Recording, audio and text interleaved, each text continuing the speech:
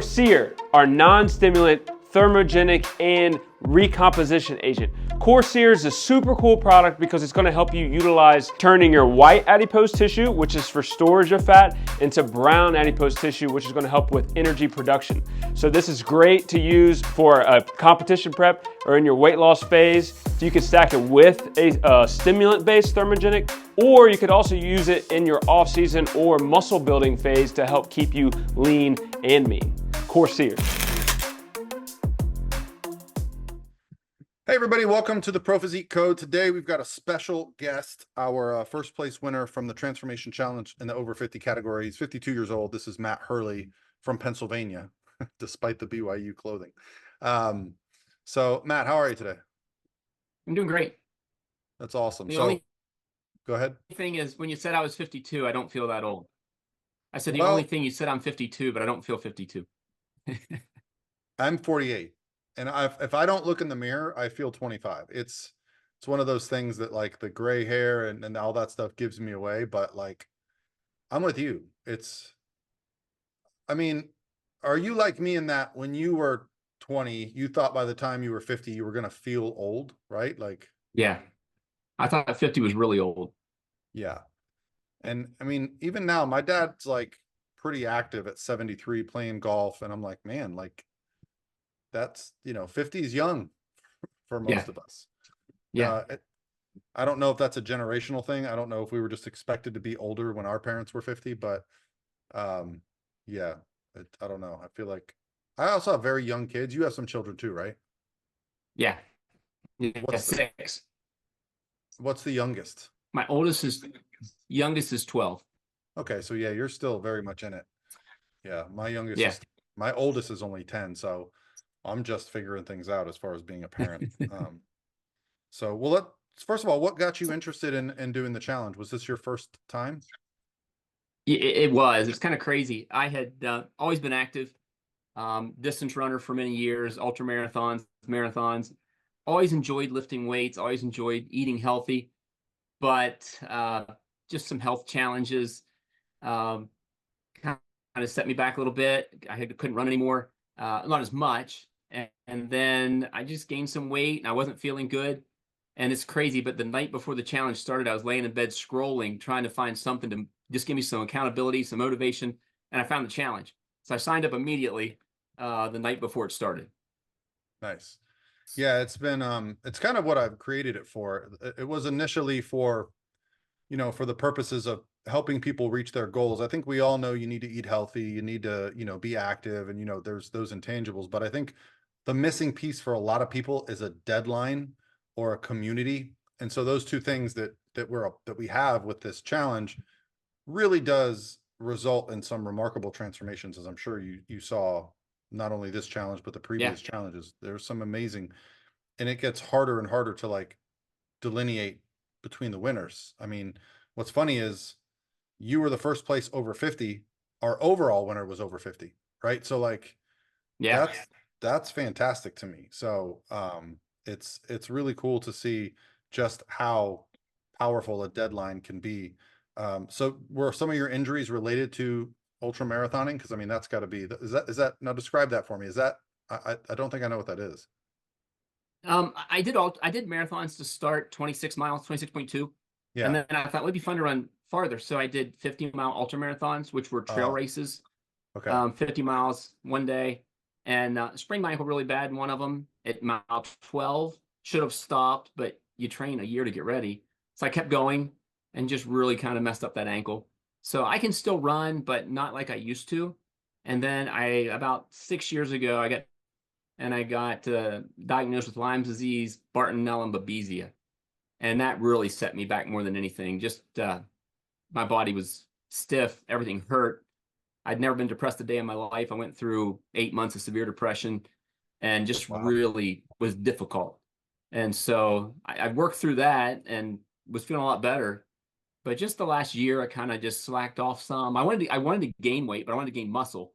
And so I was eating more than I should and didn't do it properly and gained about 30 pounds, which wasn't muscle.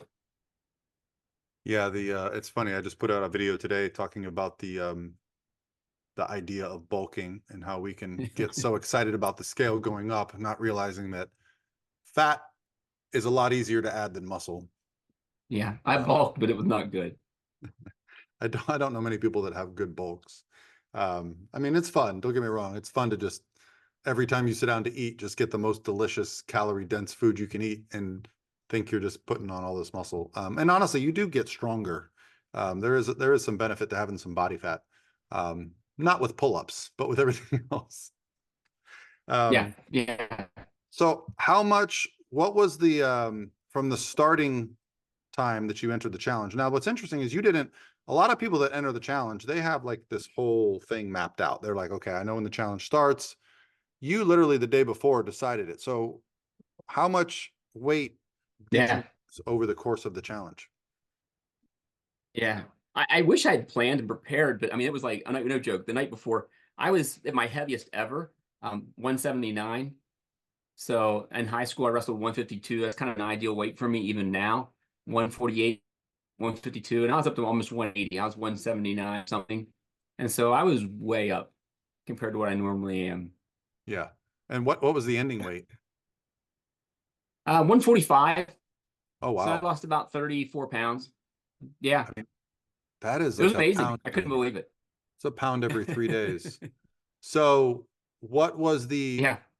I mean, obviously it's a pretty big lifestyle change. Were you tracking calories at the beginning, or is that something that you just started? Not before I started.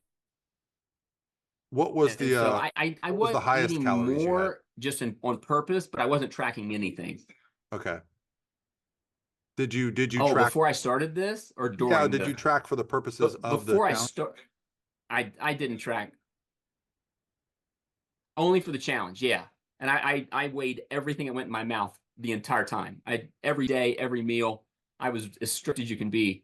And my macros is what I really tracked, but my calories were around 1,800. But I kept my protein about 180. My carbs, I started about 200, but cut down to about 100 by the end, and then kept my fat around 50. Those are really good numbers. So 1,800 calories to start, dropped your cardio or your carbs a little bit. What about, obviously you've got a history of cardio, so that's something that's fun for you. Is that something you used? I did, but not like I ever thought I would. Yeah. So go through the walking thing again, because I think you and I had a very similar thought process when you first started doing the walking. Yeah. Well, Nick told me to do it, and I had watched your videos, and I thought, I'll try it, but it's not going to work. And I started walking, and the pounds just started coming off. And I started at 30 minutes and then went to 40 minutes and then 50 minutes. And then by the end, I was really trying to get every bit of fat off I could. So I upped it to anywhere from an hour to an hour and 15 minutes a day. Sometimes I'd throw in a little extra at night, but that was the only I mean, before that, I did all kinds of crazy cardio. Whatever you could think of, I was doing. But yeah. I had more success with this than anything I've ever done, which sounds crazy. It sounds crazy until you've done all forms of cardio, because I ran long distance in high school. I've been, an athlete that played a lot of sports, had a lot of sprinting in my life and things like that. And the one thing I always noticed with anything other than walking was I would tend to overcompensate, or my hunger signals would kind of be out of control. And I would, even my friends that I know that do marathons, they're not necessarily the best body composition, right? They have great endurance, but they also carry a decent amount of body fat. And I always correlated to, well, they just must be overeating.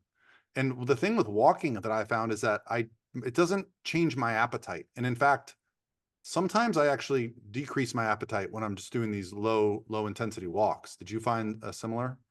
Yeah. The thing that surprised me, the nice thing is when I'd run 10 miles, 20 miles, I'd feel beat up. And so I'd have this run and it was great. But then the next 3 days, my legs hurt, my calves hurt. Where with the walking, man, I never felt beat up. I felt good all day. And so I could get in that cardio, but still felt good. And I never got hungry the whole time because Nick helped me with my diet and I could eat. I just had to watch what I ate. And so I didn't deal with a lot of hunger. So well, I mean, 180 grams of protein at 145 or 150, that's a lot of volume of food right there. So that's going to be a good base for every meal you eat. You're going to have some satiety. Yeah. A lot of times when we go through these transformations, some of the critiques are, is that sustainable? So it's been about a month, right, since our challenge ended. Yeah. How has your transition away from the challenge been? I was 145.9 this morning. And Yeah. so, I mean, I took a little break for 2 weeks and I was still careful, but I like eating this way because I like how I feel. Yeah. And so I feel awesome. And so I don't want to eat any different. And I get plenty of food. I adjusted things a little bit, but I feel good. And that's why I just didn't want to change a whole lot. I'm never hungry. I just try to make good choices. Yeah. I'll have ice cream with my wife once in a while, but I just I'm within a pound or two of where I was. I mean, to me, that's the real test of a successful approach to fat loss. It's because it's not just, can you get the weight off? I think many people have lost a lot of body fat, but the real problem is that they gain it back, or they even gain back more because of the approach they take. So you're an absolute testament, because I had the same conversation with both of our other interviews, and the same thing. They were all within a few pounds. Our champion was a little bit of a psycho. I don't know if you listened to his interview, but he got like 2 million Still steps. part of it. Yeah, Yeah. he got. And one day, the day he turned 54, he got 54,000 steps. He planned out his whole day. So like, obviously he was, I would never expect someone to maintain that. But at the same time, that's why I call it a challenge, because this is meant to like give you a deadline where you would put yourself in a position to do things. Like you said, you were doing upwards of, 2 hours of cardio, and because of that deadline, right? You wanted to get as much fat off as possible towards the end, and obviously it worked out. But that's the beauty of it, is that you can just pull back a little bit, feel great, and maintain the weight that you've lost, and now kind of have a sense of control. What are you going to do for your next goal now? Well, I didn't quite get to where I wanted to be. Starting where I was, short notice, I would have liked to have taken about 3 or 4 or 5 pounds off. Okay. And so just to get a little bit leaner. And so I'm kind of just messing around right now with that. It's more just for fun. It's summertime, and so just trying to be careful, get my body fat. My body fat was about 10% when I finished. I'd like to see what I look like at 8%, 7%. So to be honest, I'm just kind of messing around with that. I mean, you should look into doing a couple bodybuilding shows. I think that's I've wanted to do that since I was a kid, but since I was in high school, I always, in high school, I lifted weights, I wrestled, and would have enjoyed it, but I just never had the opportunity, never took the opportunity. But yeah, I would love to. So the first step is just go watch one. I think I was intimidated to the point where I wanted to do one, but never would. And the first time I went to see one, I went, oh, I can do this. It's not, I had a lot of false kind of expectations for what was going to be up on that stage. And it was just a bunch of regular people that were in good shape. It wasn't, Lee Haney and Ronnie Coleman battling it out. It was normal people like you and I. They had age categories, novice categories. So it made it much more realistic. But similar to like what you do with your, wrestling, and what you do with your marathoning in this challenge, it just gives you that next kind of goal to fight for. And so I think, especially with your mindset, I've coached quite a few people that wrestled, and that's a very easy transition. Wrestlers are as tough as it gets. That is one tough sport, especially when you're trying to make weight and, I mean, yeah. How old did you wrestle till? Just high school. Okay. Yeah. My heaviest weight was this is kind of funny. I was 152 my senior year. I'm now 145 and can wear the same clothes I wore, same pants I wore in high school. So it's kind of cool. What'd you That's wrestle pretty at exciting in for high me. school? I wrestled 152. Oh, you So didn't have to make weight. Well, that was making weight. So I Okay. may have been a little heavy, but that was my wrestling weight. Okay. And I wrestled 119 my sophomore year, and then took a year off because I wanted to gain weight and I wanted to gain muscle. And so I lifted for a year, went from 119 to 152 Oh, from wow. sophomore to senior. So, and then, that's where I was when I graduated, around 152. And I stayed there for years. And then as I got older, yeah. Yeah, it is sneaky. The But I weight also, came on. That's when I feel like it's like setting the clock back, right? Like you said when we started this interview, you don't feel 52, so it sounds strange to even hear And I that feel number. great. I feel 25, maybe. Yeah, yeah, And so every day I just wake up and I feel good. Jump out of bed, 5 o'clock. First thing I do is go to my treadmill. And I'm still doing the steady state walking. So that's how I start my day. Now, how did you interact in the Facebook group? Did you take advantage of that? I followed it. I didn't comment a whole lot. I'm not a big Facebook poster, but I did daily just check it and see what people were doing and what they were suggesting. I Yeah. tried to listen to the Facebook lives, and then my weekly communication with Nick is what really helped me. I look forward to that every Thursday. I knew I Yeah. had to the accountability one because I had to send him everything, and then when he'd send back, okay, here's what you need to do, here's how you can adjust, and so that was really helpful for me. Yeah, Coach Nick. I think he's had multiple people now finish in the top 3. So obviously, Yeah. and Nick's got a great education, a great, he's a competitor himself, and he's been with us for a couple of years now. So he does great work. So I always love to hear, because when we review the top, when we go through and make our top 10s, top 3s, and pick our winners, we don't know who's who. We're literally just looking at pictures and data. And so when we come to find out, like, oh, because sometimes it's somebody that has no coach, no association. Yeah. And then sometimes we find out that one of the coaches has someone, it does make me smile, because that is a piece of this lifestyle that, when I hired my first coach, that I was not expecting, was that, I don't know, for back of it, I wanted to please my coach. I wanted to be like, make that coach proud every week. So when I knew I had to turn in pictures, when you got 3 days until you got to turn in pictures and wait, that's in the back of your mind when you go to reach for something to eat or you want to skip a session. Yeah. And my starting pictures were not pretty. It was it was ugly. And so it was kind of fun though to see it each week, see the difference. I mean, I could really start to see it, especially toward the end, those last 3 or 4 weeks. I'm like, wow, I can do this. I about 10 or 12 years ago, I did a challenge. I did a online challenge. It wasn't like this, but it got me in pretty good shape. And I thought, I can't do that again. I'm 10 years older, but I think I'm in better shape now than I was at 42, which is really exciting and kind of fun for my kids they like to make fun and say I got a dad bod, but it's kind of fun to not have a dad bod. So that's been like, kind hey of fun. kids, let's go to the beach and see who looks better. Yeah. So that's been a lot of fun. Yeah, we took my kids, my 2 boys that are 10 and 6, we took them to a resort last year. And after the first day there, my oldest son looked at me and he goes, Dad, and last year I did a bodybuilding show. So I was probably like under 10% body fat on this vacation. And he just looks at me and he goes, Dad, you don't look like the other dads. And I was like, exactly. Like that was one of my more proud moments versus like, trophies. No. My son just looking around and going, you don't look like the rest of the dads, because I think those are memories that, I have of my parents, and, he's going to have that of me. So it made me feel good that he noticed that.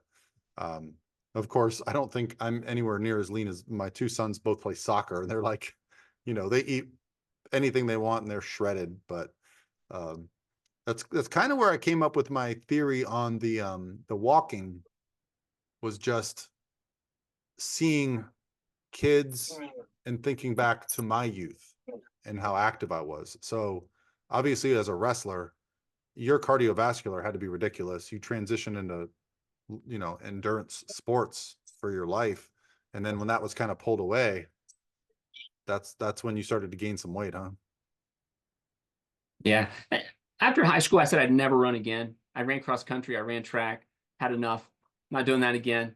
And what happened is I started a business when I was 21, and it consumed me for about 10 years. Okay. And I didn't gain a ton of weight then, but I just didn't feel good. And I'd work 80 hours a week. And I was sitting on the couch one day and I thought, I feel miserable. I was probably 32. And I thought, I'm going to run a marathon. Hadn't trained in 12 years. I signed up for a marathon 3 months later.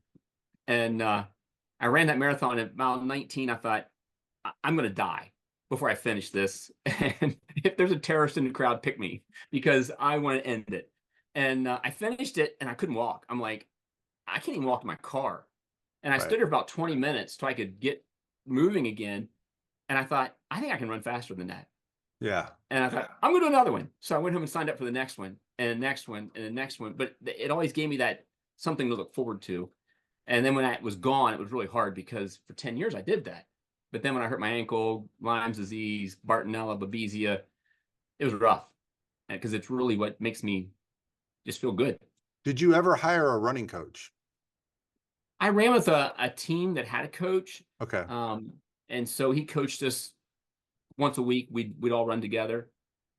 And I was never a superstar runner, but I was okay. Well, I just mean from the perspective of, so like I went back to school when I got into coaching bodybuilders because I wanted to study, exercise science, physiology, kinesiology, all those things. And what I remember was the education was really geared towards endurance athletics. And I remember we talked a lot about marathon running in one of the classes, and it blew my mind how similarly marathon runners were training to bodybuilders, right? As far as like mesocycles of, okay, we're going to run shorter but faster for this period of time, and then as the race approaches, we're going to back off and we're going to start running longer distance. It sounded very similar to like a training cycle for like a powerlifting meet or a bodybuilding show, where you're not just going out and running every day. You actually have like goals that you're trying to adhere to, and then you taper down going into the marathon so that you're at your peak. Yeah, it just became very interesting to me. And I don't know if you're familiar with Nick Bear. I'm sure you are, if you're familiar with the YouTube stuff. He's a friend of mine who transitioned from being a competitive bodybuilder to an endurance athlete, and a very good one. So it's been fun to watch him because he documents his coach and how they interact. I wish I knew 20 years ago what Nick taught me in a couple of weeks. Right. For everything I do, for my running, it just really would have helped. This is embarrassing. I didn't know what macros were. I heard people talk about it. Yeah. Count your macros. I'm like, I don't know what macros are. And, once he got me into that, and I then knew what to do, it made it so much easier. Yeah. And, I was surprised how easy this was. It's a challenge. Yeah, it's hard, but if you stick to it, at some points it gets scary because you're losing weight and you're like, what's wrong with me? I'm losing weight too fast. But it was just, once I learned, that was the cool thing, is just to see it happen. It was awesome. Yeah, I think for you, something that's easy might be more challenging for someone else because you have a history of almost destroying yourself to like, ultra marathon. I can't even imagine what that's like. Geez. But even just a regular marathon, even just like, wrestling, these are some of the hardest things you can do in this life.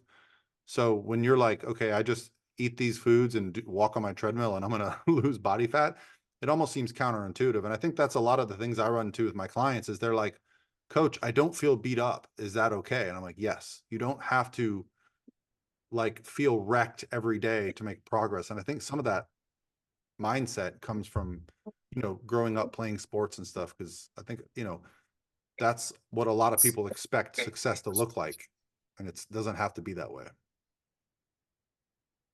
Yeah, I've enjoyed this training a lot more than training for ultra marathons. Yeah. Just because you feel good all the time, right? You're not in the ground. I feel good all the time. I work out hard and I'm tired after my workout, but the next day I may have a little bit of regular soreness, but you're not beat up like you ran 25 miles on the Appalachian Trail, where after that you feel like you need a walker to walk. But I feel good every day. Yeah, my wife ran track for Florida State University, and she was a distance specialist. So she did cross country. She did the 1,600 meter, which is the mile, basically. She did those events, and that's what she said. She was always, she was running 70 miles a week. She was always wrecked. And so she doesn't ever do that anymore. Now she prefers like lifting some weights and walking or playing tennis. And it's, I think there's a time and a place for those things, but it feels like a cheat code to walk on the treadmill, hit your macros, go to the gym a couple days a week and feel and look so good. So it's been fun. Oh, we might have lost them one more time. Well, I'm going to wrap it up here, guys.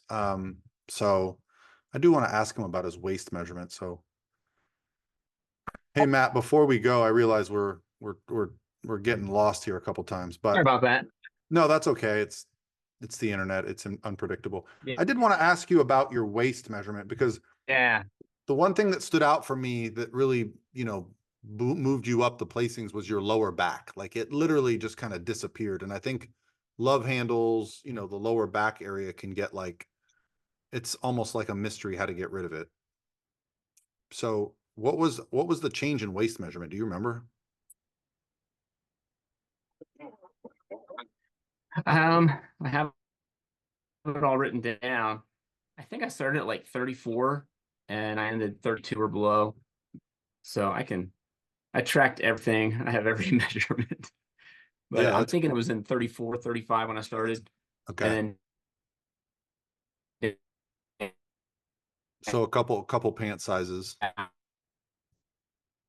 Yeah, I always tell people doing the challenge that for me, like when I'm judging, I know some of the guys will load up on a big meal the night before and they'll kind of pooch their gut out, but you can't, that lower back, you cannot fool that. That is not an area that is easy to get rid of or easy to fake. You've got to just lose a lot of body fat.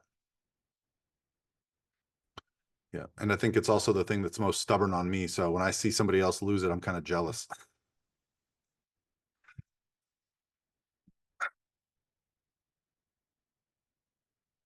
Yeah. So is there anything else you want to add? I realize we're having a little bit of technical difficulty, so I'm going to have my editor kind of chop this up and make it good. But, I just wanted to get, is there anything you'd like to add? Or obviously, you mentioned Nick a few times, so if you want to thank him, but anything you want to discuss that you felt was valuable?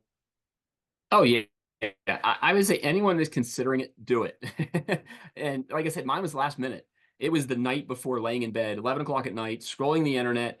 I need some accountability. I need some motivation. When I found it was a no-brainer. I'm like, I'm doing it. And I signed up instantly. And then I would recommend a coach.